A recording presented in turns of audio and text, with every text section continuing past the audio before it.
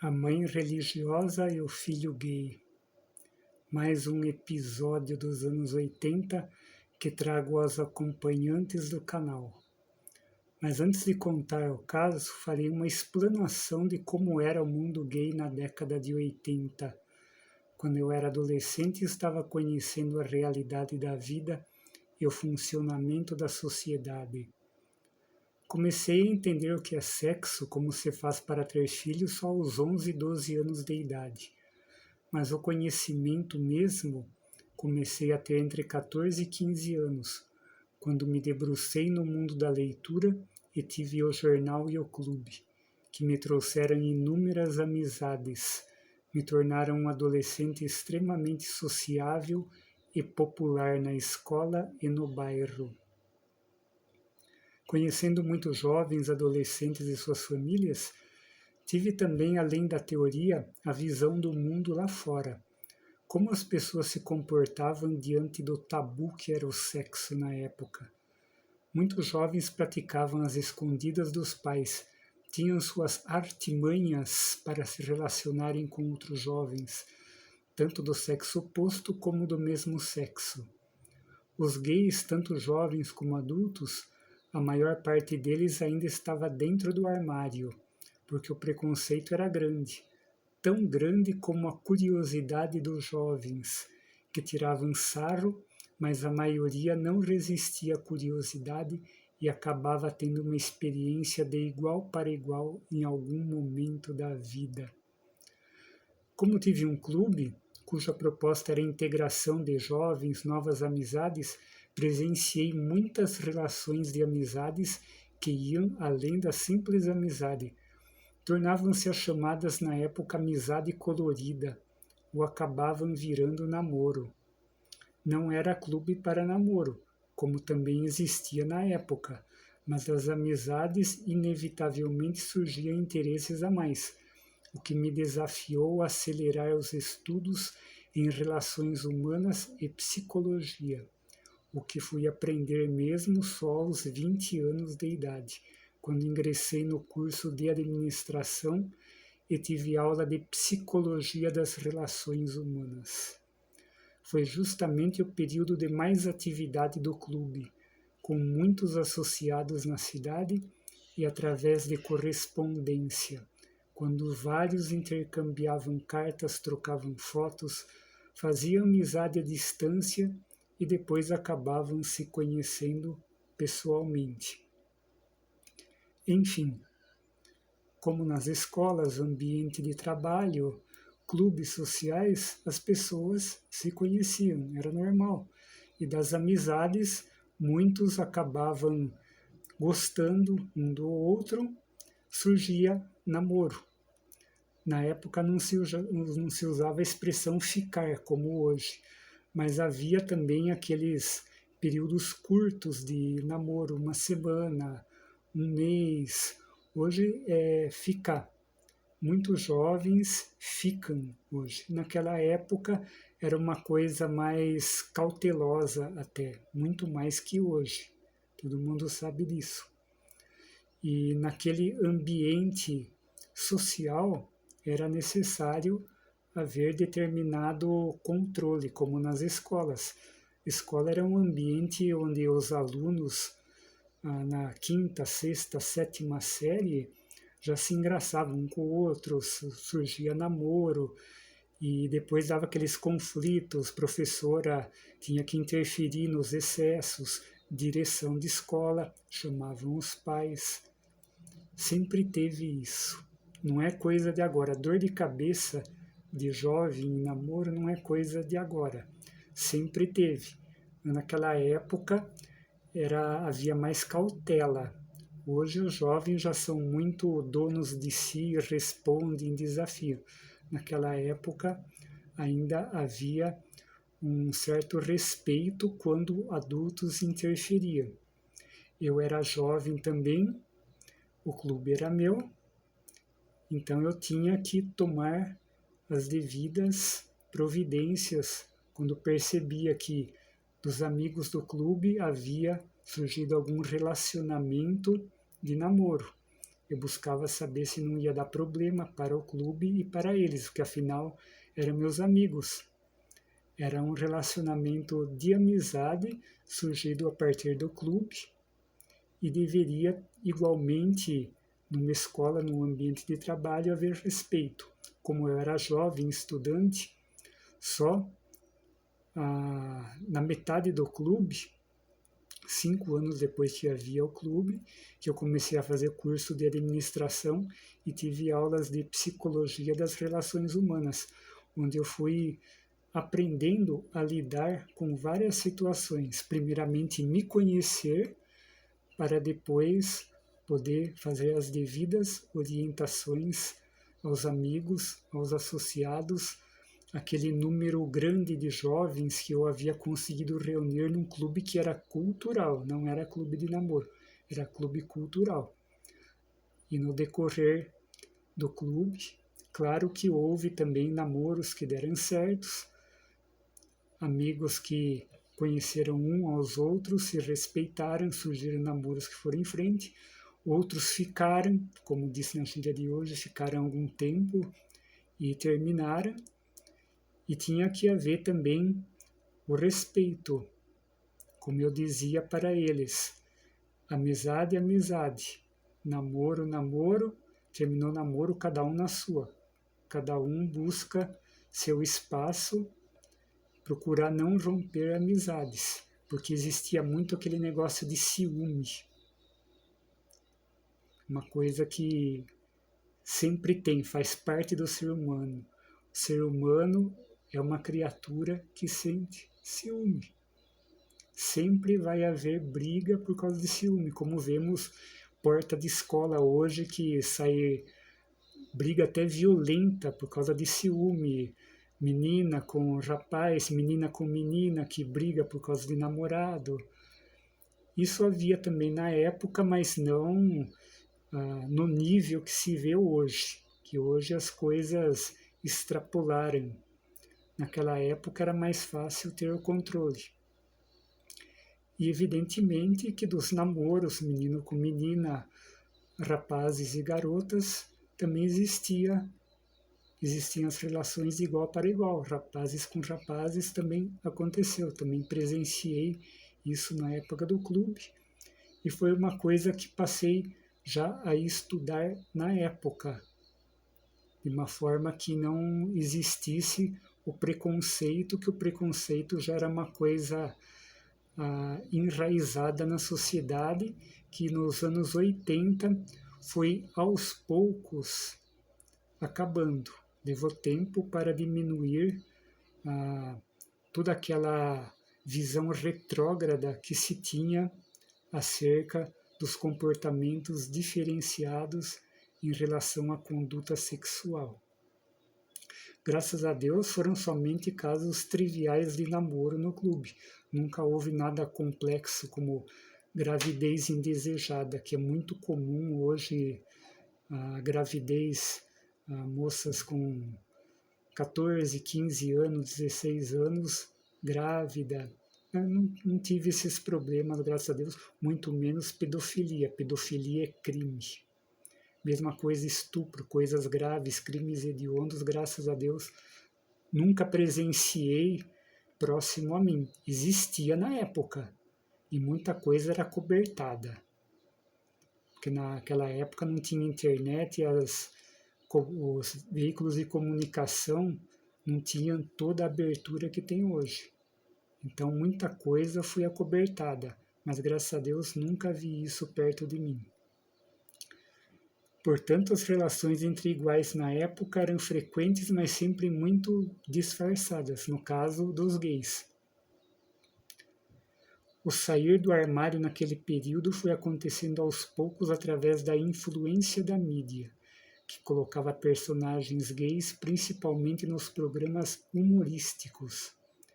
Esses personagens demonstravam inteligência acima do normal, tinham resposta para tudo e normalmente eram orgulhosos, demonstravam orgulho por suas identidades.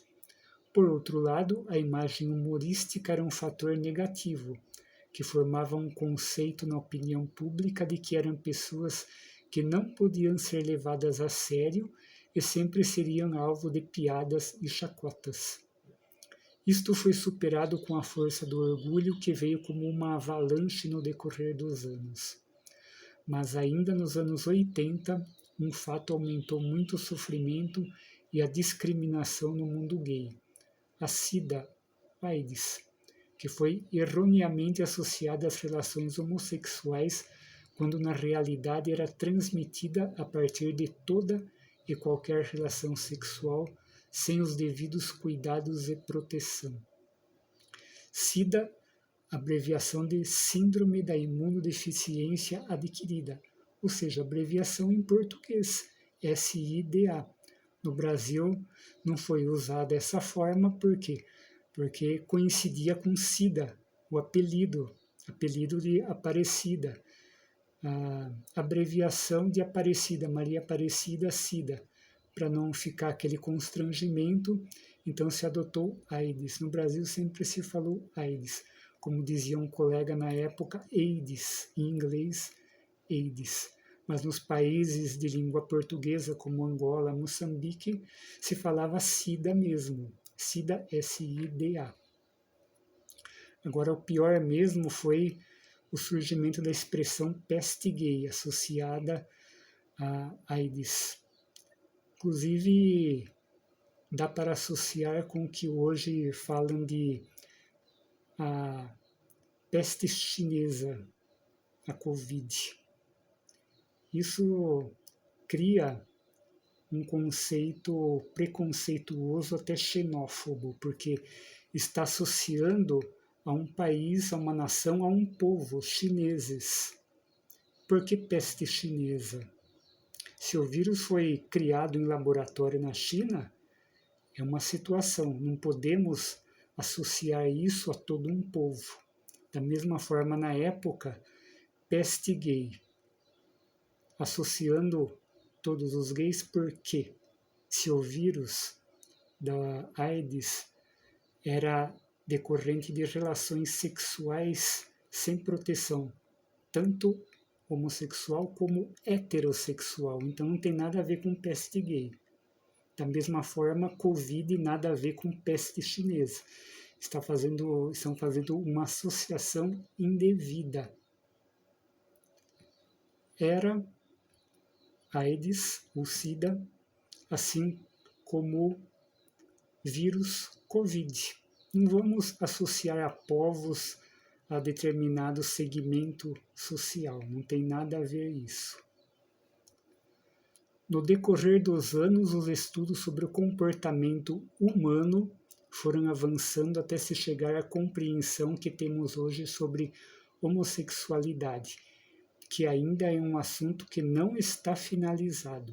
Não temos um ponto final explicativo. Lembrando que estamos na escola da vida, ou seja, a ciência, os estudos, a medicina, a psicologia estão caminhando. Novos estudos sobre o ser humano estão sendo feitos. Portanto, não existe ponto final em nada ainda para dizer é isto. O homem não é dono da verdade. Quem sabe é o Criador. E o Criador, quem sabe sobre o Criador? Ninguém viu Deus. Ninguém conhece ainda suficientemente a mente humana.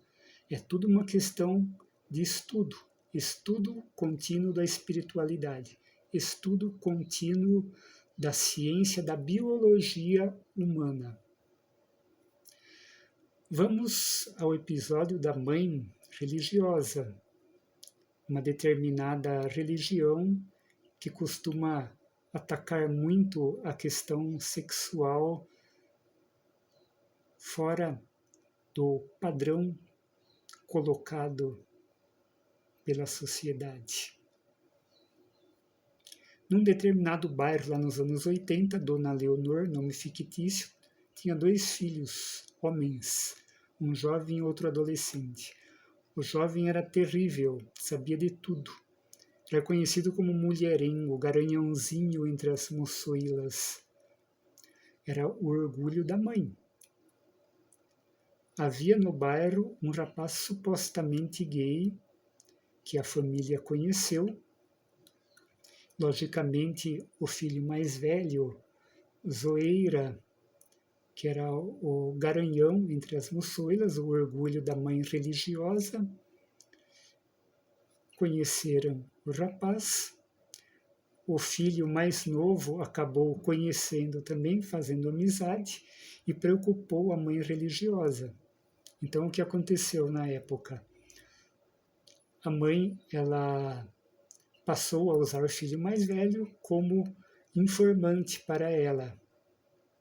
Esse filho informante, sarrista, né, que tirava sarro do suposto rapaz gay, satisfazia a mãe, porque a mãe se divertia com a situação. Inclusive, depois ela ia buscar os versículos bíblicos na igreja dela para criticar, para atacar o rapaz supostamente gay. Porém, ela não sabia que tempos depois, esse mesmo filho mais velho acabou se envolvendo com um rapaz gay. Ele saía com as moçoilas e saía com os moçoilos. Ela se preocupou com o filho mais novo, que podia ser influenciado pelo rapaz supostamente gay, enquanto o filho mais velho dela fazia as coisas por debaixo dos panos. Inclusive, até depois eu soube com uma mulher casada que ele também se relacionou. Como eu sabia de todas essas coisas, porque eu tinha clube, tinha um jornal que circulava no bairro inteiro. Eu tinha amizades com todas as pessoas do bairro. Todo mundo me conhecia, eu conhecia todo mundo. E na época, sabendo de tudo o que acontecia, eu sabia o que falar na hora certa. Ou seja, as pessoas confiavam em mim, que eu não era fofoqueiro, eu era escritor observador. Sendo escritor observador, não dava com a língua nos dentes, tanto que muitos amigos se abriam comigo, porque sabiam que eu não ia fazer fofoca, falar de um e de outro. Porém, eu ficava sabendo de tudo e criava as histórias, como faço até agora, como estou fazendo agora. Eu crio os personagens fictícios, cito os acontecimentos, muitos acontecimentos que vão com o dedo na ferida, que muitas pessoas não gostam de ouvir, ou seja, quem gosta de ouvir a verdade, ninguém gosta de ouvir a verdade porque a verdade dói.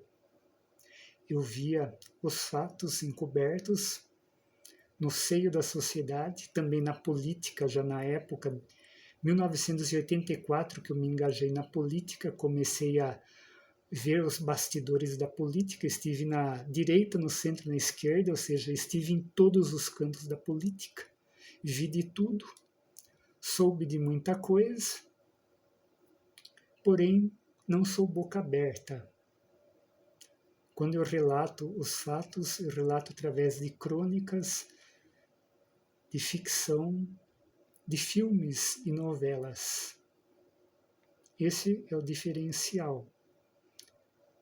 E dessa forma eu vou escrevendo as coisas, escrevendo os fatos da vida, os fatos do cotidiano, que é a playlist deste canal. Fatos do cotidiano, cenas da vida real. E hoje foi o dia de citar o caso da dona Leonor, a senhora orgulhosa, o que aconteceu com ela depois. Será que ela descobriu que o filho garanhão dela se envolveu também com o gay? Os gays que ela tanto criticava, corria no Antigo Testamento e jogava os versículos bíblicos para condenar o rapaz gay do bairro? Será que ela soube que o filho mais velho dela se relacionou? E depois, o filho mais novo dela? Houve um comentário que o filho mais novo dela, depois de adulto, virou gay. E qual foi o destino da dona Leonor? Sumiu. Nessas horas, o povo some. Moral da história: não devemos apontar dedos, não devemos falar de situações que não temos o devido conhecimento. Como citei na metade do texto, questão de orientação sexual, de afinidade, homoafetividade, pessoa se dá bem com outra pessoa, sexo oposto, mesmo sexo, não sabemos o histórico da pessoa. O que levou aquela pessoa a fazer essa escolha na vida? Ou se ela sempre se sentiu daquela forma? Nem a ciência ainda tem as devidas respostas, nem a espiritualidade ainda tem as devidas respostas. Porque a Bíblia é um livro que retrata fases da história da humanidade. Cada fase tem a devida forma de transmitir a orientação ao povo. Para cada fase é necessário fazer o devido estudo para orientar a população nos caminhos. O certo e errado é uma coisa que não temos respostas. A lei de Deus é não matar, respeitar o próximo. O restante depende de estudos. E estudos teológicos nunca haverá um consenso, porque temos centenas, milhares de igrejas, centenas, milhares de religiões. Cada uma tem a sua maneira, a sua visão de orientar a população. O tema é complexo, dá livros e livros. Por fim, o que está na boca da população? Castigo?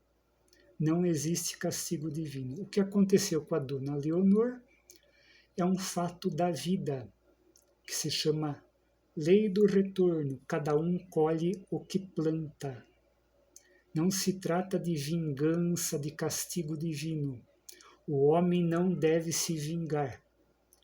O homem busca a justiça, que está ao seu alcance. Se ele tem as ferramentas corretas em mãos, ele deverá usar essas ferramentas da forma correta para fazer justiça. Mas cuidado com esse negócio de justiça com as próprias mãos, muito cuidado. Quando eu falo justiça, a justiça deve ser feita de uma forma na medida exata do dano causado. Não é vingança. É justo fazer o que é correto. Recuperar o prejuízo. Quem causa prejuízo a alguém deve sim pagar pelo erro e pagar na medida. Isto sim é a lei. A lei maior, a lei universal, é a lei da justiça. Não é vingança, é consequência. Colhendo o que cada um plantou durante a vida. Se plantou discórdia, colherá as consequências da discórdia. Se plantou exploração, pilantragem, se fez agora me fugiu a palavra, mas se a pessoa pilantrou a outra, aplicou o golpe, a palavra correta, tem muitos golpistas. Aplicou o golpe, colherá a consequência daquele golpe. Costumo dizer que eu não sou uma pessoa vingativa, como eu tive até o questionário na época que eu citei em outro vídeo, que eu fiz a pergunta, você é vingativo? Uns falaram que sim, outros falaram que não. Eu não sou uma pessoa de vingança, porém eu sou uma pessoa de justiça. Eu vou cobrando a justiça enquanto estou aqui e tenho as ferramentas em mãos para fazer justiça. Com aquela cautela, não justiça com as próprias mãos. Eu analiso até onde eu posso chegar e se a pessoa merece ser ajudada, porque durante a minha vida muitas pessoas recorreram a mim pedindo ajuda. Até hoje, nunca neguei ajuda, porém eu analiso situação por situação, porque tem hoje muita questão de vitimismo também. Tem pessoa que pede ajuda e cria uma zona de conforto, fica ali dependendo eternamente daquela ajuda, ela não se esforça para sair daquela situação, ela se acomoda. Ou ela cria nela mesma uma situação de impotência, ela passa a se achar incapaz, não se esforça e vira aquele círculo vicioso. Ela não sai do fundo do poço e acaba levando as pessoas que ajudam também para o poço. Isso é uma coisa que eu aprendi também no decorrer da vida, não jogar pérolas aos porcos. Porque tem as pessoas que se aproveitam, que se fazem de vítima e não são vítimas. Tem os golpistas, tem os exploradores, tem os pilantras e as pilantras. Então, dessa forma, devemos analisar se a pessoa realmente está precisando de uma ajuda para sair daquela situação, ela está se esforçando para sair da situação, ou se ela criou a impotência, está naufragando numa situação de uma situação de negativismo que já virou uma doença para ela, ou se ela criou a zona de conforto. Tem que saber, ou é vítima ou se faz de vítima. É isso. E na questão aqui da opção sexual, existe hoje toda uma polêmica em torno do assunto. E a verdade é essa. Está tudo em estudo. Ninguém tem a resposta ponto final para apontar o dedo para criticar. Existem sim os excessos. Depois de toda essa abertura, essa mudança que houve nos últimos 20 anos, existem os excessos.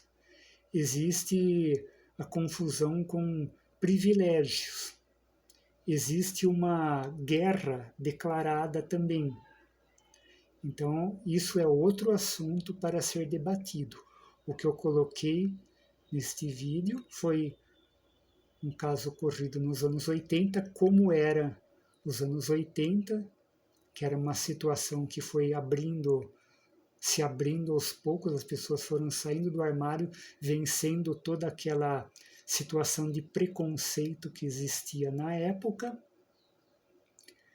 E chegou um ponto em que foram superados vários obstáculos, vieram direitos e temos hoje aí uma situação para se debater em futuros vídeos, em futuros textos, artigos também, que aos poucos irei colocando. Só digo uma coisa, reforçando aqui, não existe castigo divino. O homem se castiga a si próprio, como no caso da Dona Leonor. O que aconteceu foi a lei do retorno. A lei do retorno não é uma visão espírita, é uma visão universal, é a lei universal, a lei do retorno. Todo mundo colhe o que planta. Então, respeitemos uns aos outros. Obrigado a todos que acompanharam mais este vídeo e até a próxima.